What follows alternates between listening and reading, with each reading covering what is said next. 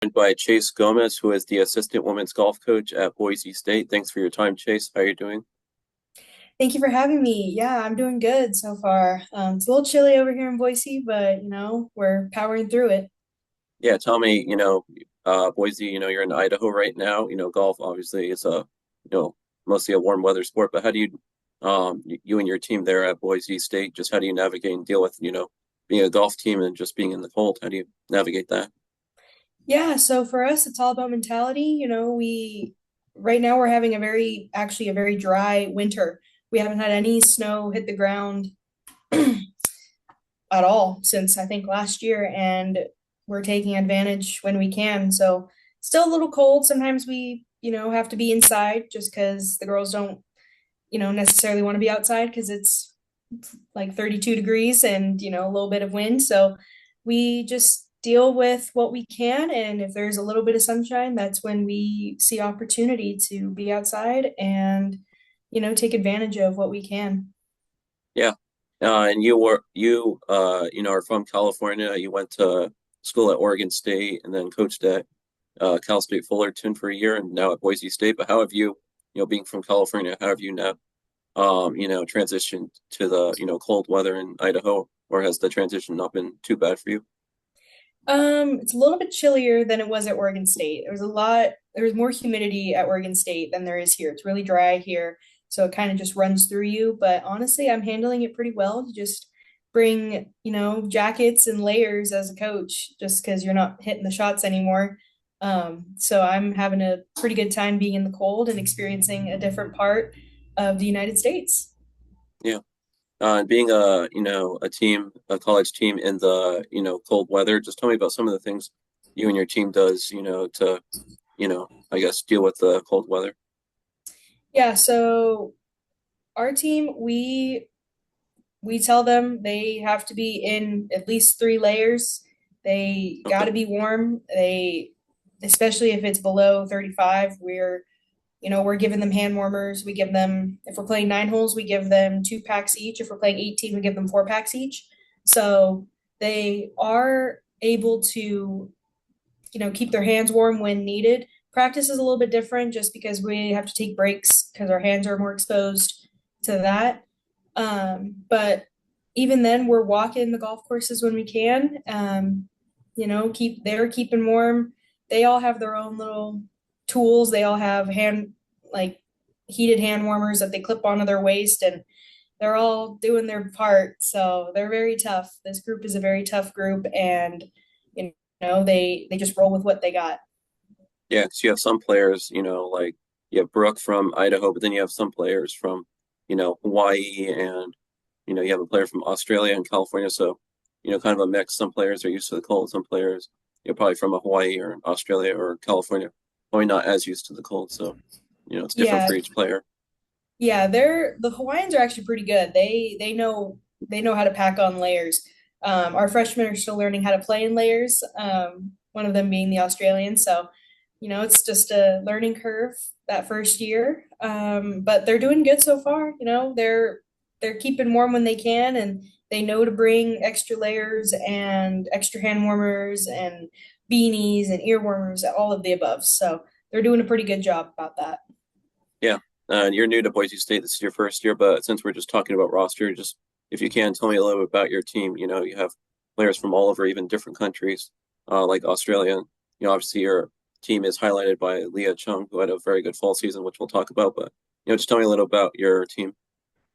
Yeah, so our team is very diverse. We have a lot of different personalities on the team, some louder than others, and it's honestly such a cool group to work with. They are very motivating in every aspect around each other, like especially in the weight room. They're cheering each other on every, break in the circuit, and they cheer each other on during practice. But it's a great group. They're very like hardworking, and they believe in the saying iron sharpens iron, so they want to get better every day. Although like we're stuck with colder weather, like they know that this is not going to be like what stops them, and we have a lot of passion for golf on the team. So it's cool to see how like they build each other up, And sometimes we pit them against each other in like a match play event, and they still are best friends during the event and afterwards. So they're very much a good group of girls that all are working towards that common goal. Yeah, that's great. It sounds like you have a very close and supportive team. So, in just 2 weeks from today, your team will, host a tournament to start the spring season for your team. But I wanted to talk about, obviously college golf. We have over a 3 month break for your team. So how do you and Coach Downs, just how do you, navigate, and just what's the message for your team for this, 3 month break from the fall season to the spring season? Yeah, so we tell them, play in events that you can.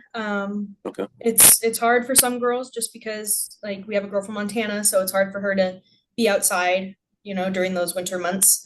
But we also have girls that are in Hawaii that, they take advantage of the humidity and being outside. Um, we just tell them like play in an event that you can get into, and if you can get there, great. If you can't, just do what you need to do to stay sharp, and we'll know who's been practicing and who's not been practicing. And we give them workout packets so they are, always on top of that. There's no pushback from that. So it's they're very good about understanding like why we want them to stay sharp, because when they come back, it's go, go, go. Great. So for your fall season, your team, had some mixed results, but your results were highlighted by a second place at Oregon State's tournament, Molly Collegiate, which I'm sure you're familiar with, being a alum of Oregon State, and then your team got the team victory at New Mexico State's tournament, and I believe Leah Chung, who we spoke about, had two individual titles. And so, just tell me about your team, and just recap your fall part of your season. Yeah, so our fall, it started off team wise, a little bit of a rocky start, but you know, with Leia coming back after 14 months, winning her first event back, I mean, that was a cherry on top of a cool start. Had a bit of a rough go at Vale, although the weather wasn't very, ideal. We still played to what we could. Going into Oregon State's event, me and Coach Downs were very familiar with that golf course, and it's always good to be back. So I told the girls every bounce that they could possibly get on that course. And they took that advice and ran with it. And they showed that they can play with the best of the best. And it was just so cool to see, us finish second at a course that I played basically every day for 5 years. Going into New Mexico State, we had a little bit of a break between Oregon State and that one. So we gave them, some time to just relax. And they went into New Mexico State and with no expectations. And we broke some records, and even, finishing first along with Leia having a 9 foot birdie putt on the last hole to win the whole thing outright was such a cool experience to have.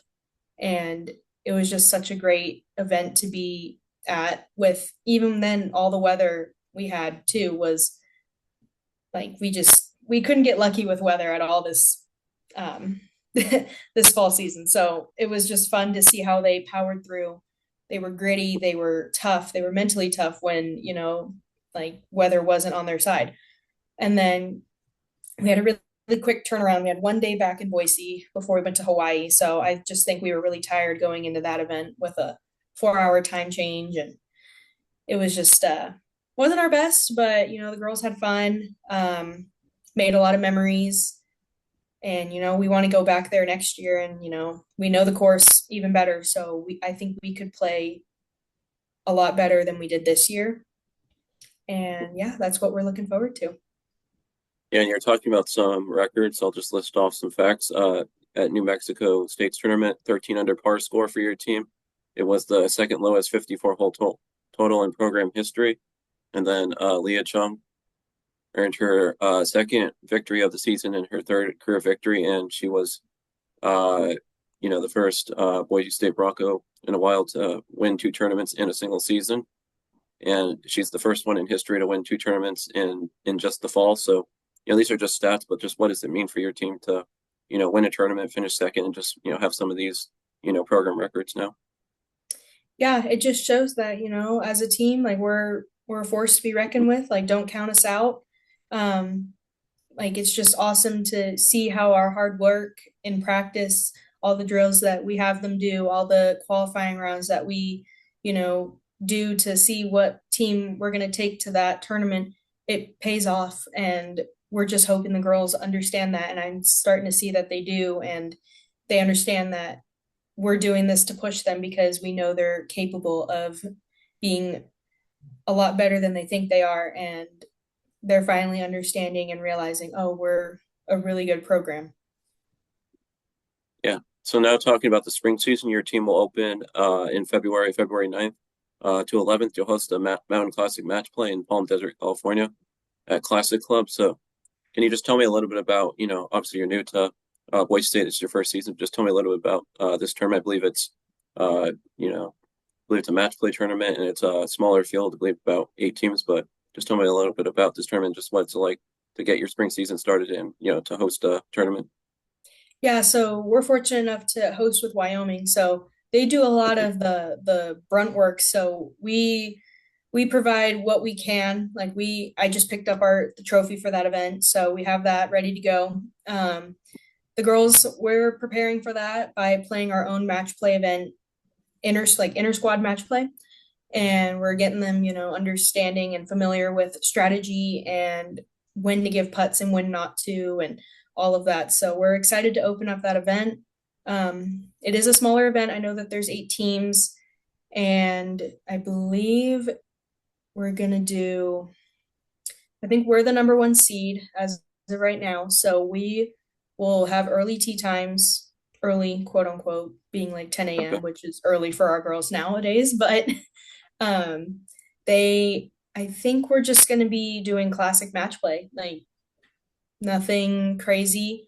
I think we as a team will still finish out our putts because we're going to be using that as like a reference point for our next event. So, yeah. Yeah. In golf, it's particular, golf, we usually play stroke play events, but this will be a match play event. So just tell me about, the differences, particularly you being a coach, is there any difference, going from, a stroke play tournament to match play, or there's not too much different for your team and for you as coaches? Yeah. Coaching match play, haven't really done yet. So I'm going Yep. to go about that this year. I don't really think there's going to be that big of a difference. I think being more aggressive when needed to be, especially when your opponent, puts one close and you have to respond back. I think knowing that you can, like, I have to instill that power and will into those girls and be that, wall that they bounce ideas off of, is still going to be a key factor. So we'll see how that goes. Should be fun. I'm excited to coach in match play. I've only ever played it, so I'm excited to see how well the girls do. Yeah, it's great. So then after the Mountain Classic match play, your team will also play their next tournament just a few days later at the Alice and John Wallace Classic, hosted by Long Beach State. That'll be at Monterey Country Clubs. Also, just tell me about, because you'll be playing 2 tournaments to start your spring season in Palm Desert, California. So just tell me about that. And will your team be, just, I'm sure you won't be traveling back to campus. Will you just be staying in Palm Desert, California for that week? Because probably be a lot of, traveling going from, tournament finishes on Wednesday to starting another tournament on Saturday. So I'm assuming your team will just stay in Palm Desert, but correct me if I'm wrong. Yeah, so we're going to be there from February 6th through the 16th. And the Okay. match play is the 9th through the 11th. And then the Alice and John is the 14th through the 16th. So we have a little bit of time. We're staying in a house for the match play event. And then for the Long Beach State event, we're going to be in host housing. So we're just going to have to, it's going to be like another travel day. So, you get up, you get on the bus, and you just go to another housing. But we're going to be there the entire time. We're not going to come back. It's just not worth it to travel back Yep. for a day, mess up the time zones that you're in. So we're just going to be out there. We're going to give them one day to just relax and then get right into that practice round. So we're excited about that event. You know, Coach Downs and Alyssa Waite at Long Beach are really good friends. Alyssa was Coach Downs' player a long time ago, and so we're excited to be back with them. They always invite us back. So we're excited to just see the golf course again. I didn't go with Cal State Fullerton last year to this event, so I'm really excited to see this golf course. I've heard really good things about it. And it's just one of those events that the community really comes together to watch college golf, especially women's college golf. So we're excited to have our host housing, be patrons of the golf course and, provide support for our Boise State Broncos. Yeah.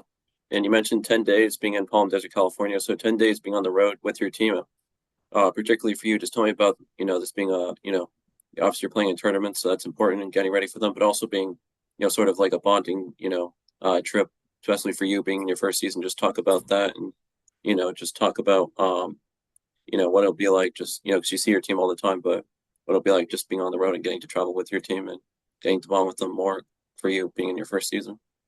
Yeah, so normally we do stay in housing. Like we rarely ever stay in hotels. So us staying in this big Airbnb is nothing new for us.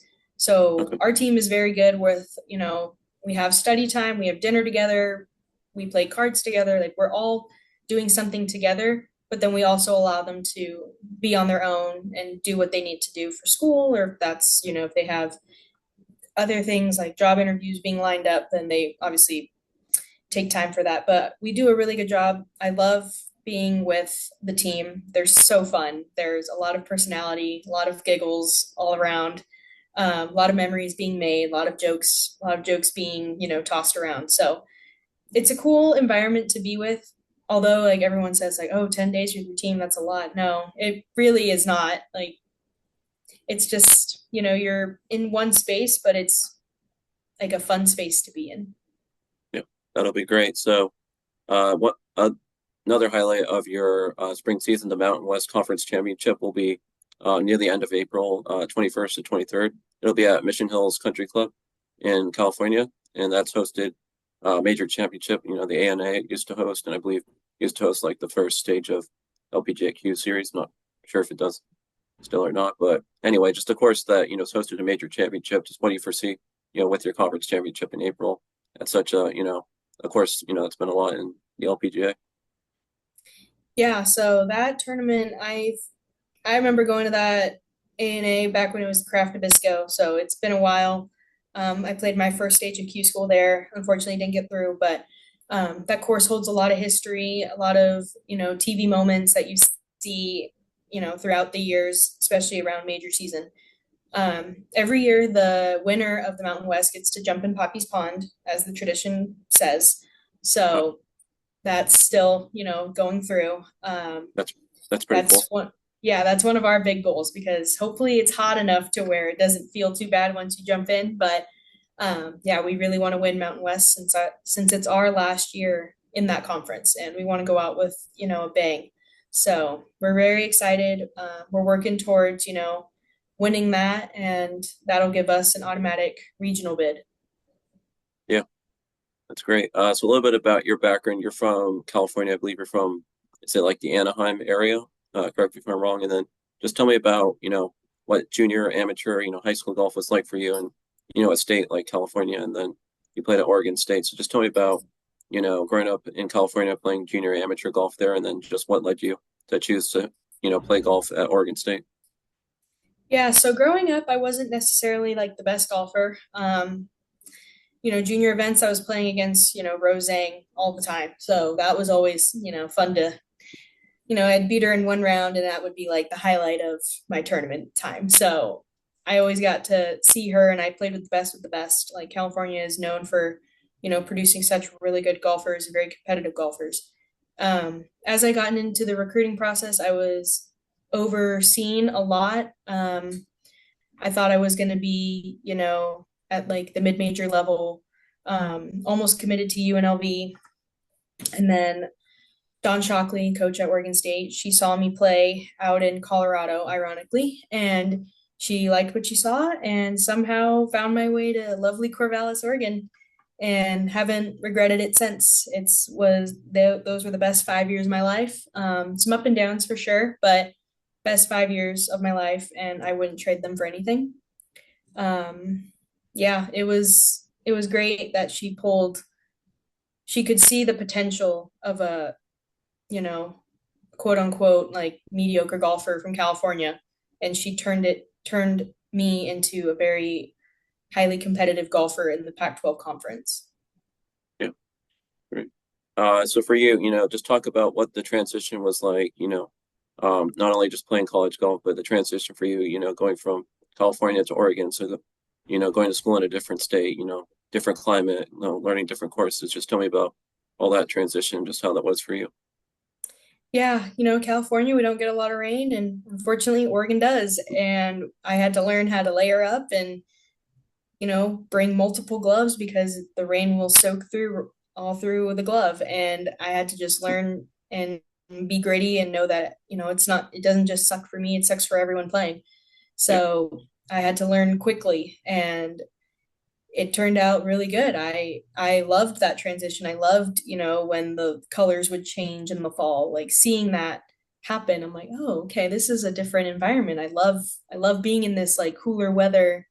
I'm not, sweating all the time in California. So it was a hard transition my freshman year, but then COVID hit and I, got to go home, and, I started missing Corvallis more and more, and was like, I need to get back. I need to work on my game. I have access to, so many different golf courses with different, views and grass and just view of golf. And I needed to get back, and that's what I did. I got back and worked my tail off.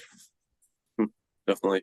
So I also wanted to talk about, because you played 5 years of college golf, Division One at, Oregon State. So just tell me about, what advice either do you give to your, current players at Boise State, or, what advice would you give to, an aspiring college golfer, not just dealing with golf, but dealing with traveling and dealing with, social life, dealing with, balancing academics because you were, on the honor roll and, an all-American scholar. So just tell me about, what you learned from your college golf experience, and what advice you would give to, like, let's say an aspiring college golfer. Yeah, I would say to an aspiring college golfer, I'd say learn how to time manage now because it's only going to get worse once you're in college. Um, it took me a minute to really understand and know how to balance all that time. Um, but honestly, it's rewarding when when you have a schedule put in place and you're like, okay, you can check things off and you know how to go about each day. Like you wake up and you know exactly what you have to do. Um, yeah, it was a challenging thing at first. I mean, you get thrown in and your parents aren't there to help you. So I would say learn now. Yeah, Um, learn now, really put it into place. Yeah, that's really about it. Like if you can learn how to time manage as a sophomore in high school, you're going to be set for the rest of your life. yeah. Because I'm sure in college golf, your time is busy. Like, you might have, workouts in the morning and then classes and then, practice and then after practice, go and have dinner and then do homework and things like that. So you're very much on a schedule. Is that, you know, and am I correct in that? In that, for you, you were like on a schedule most days for, at Oregon State. Yeah, I would say I didn't start to like understand or build my own schedule until my senior year. So that would be the 22-23 season. Um, that was when I kind of had more leeway. I took more online classes and I had more time to work on golf and school without having to be in class. So I was very fortunate for that. Um, but yeah, it was a tough transition my first year because I had like 8 a.m.s thinking, oh, I'll just be up anyway. Well, 8 a.m.s are not fun as a college Yep. athlete. So Yeah. And so you're in your second year of coaching. You coached last year at Cal State Fullerton, which is right by your hometown.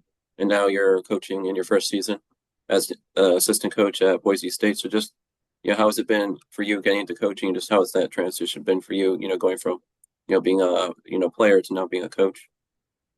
yeah, going from being a player to a coach, it was different. I remember one of the first practices I showed up 45 minutes before and I'm like, where is everyone?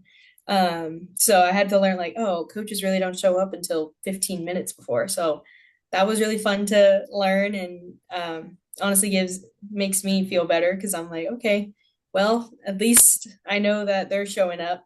Um, and I don't have to do that anymore. So I'm learning. I had to learn all that. A lot more paperwork than I expected in coaching. I didn't understand how much work an assistant does until I got thrown in. At Fullerton, I really didn't do a lot of that. I went to like some compliance meetings here and there, staff meetings, but mostly I did golf. I was the third assistant there, um, so I just kind of helped out when I could, uh, and pushed the girls that wanted to be pushed, and it worked out in their favor. So I think that's what Kaylin saw in me and brought me on here at Boise State.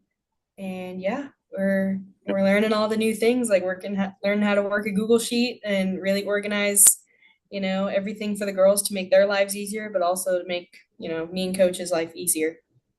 Yeah. And finally, just tell me, what have been some of your favorite memories or favorite things, either from your golf career or just, now getting into coaching, just what have been some of your favorite memories or things? I would say my favorite memory from my college playing career would be my team, my super senior year at the 2024 regional championship in Bermuda Run, North Carolina. We were in sixth place after the second day, going into the third round. And I remember waking up crying because I thought it was going to be the last round of my college career, and I was a mess all morning. And my coach pulled me aside and was like, "Okay, well, it doesn't have to be. So let's snap out of it. Let's play some golf." And I believe I shot two under that, or maybe three under that round. And I didn't know that we made it to nationals until I grabbed my phone out of my bag to go sign the scorecards.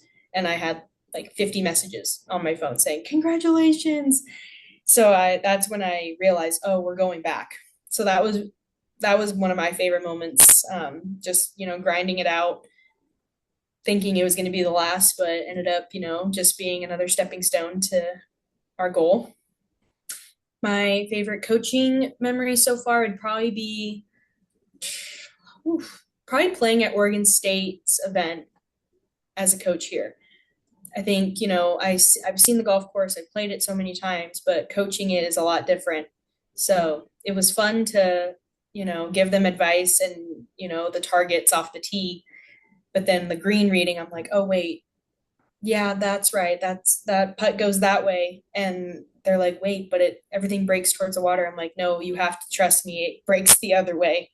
So letting them understand, like, I know the course like the back of my hand, and then instilling that confidence in them to like be able to trust me in that situation. I think that was one of my most impressionable coaching events of this year.